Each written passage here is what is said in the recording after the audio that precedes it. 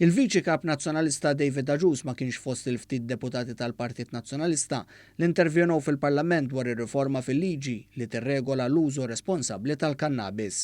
Għalhekk uża d-dibattitu dwar l-abbozz ta' liġi li emenda liġijiet varji dwar reati sesswali biex xorta waħda jagħmel il-punt tiegħu.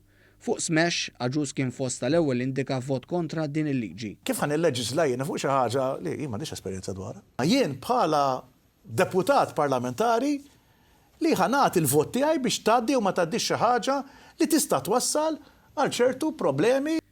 Fil-fatt in-numru 2 fil-Partit Nazzjonalista kien fost l-iktar influenti biex il-Grupp Parlamentari Nazzjonalista ħareġ kontra din il-liġi. We stand up and we be counted.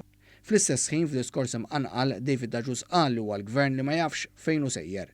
Għaw fejn ma jkollokx gvern b'direzzjoni? Fost oħrajn laqab xettiċiżmu l-impenn tal-Gvern li jgħin lil Caritas biex tassisti adolescenti vittmi tal-vizzju ta' droga u deskriva hekk iċ-ċerimonja tal-ftuħ ta' dan iċ-ċentru l-ewwel tax-xorta tiegħu. Fanfaronata kbira jiftaħar li għandna l-ibwar. Proset. Filwaqt li kritika l-liġi l-Partit Nazzjonalista għażel ma jħux sehem fil-White Paper li waslet għaliha, Aġus reġa' uża l-investiment li sar mal-Caritas biex jattakka l-Gvern. U Alla jbilek laqwa l-imbagħad immorru u niftħu l-ibwar u niftħu hemm u nagħmlu hemm.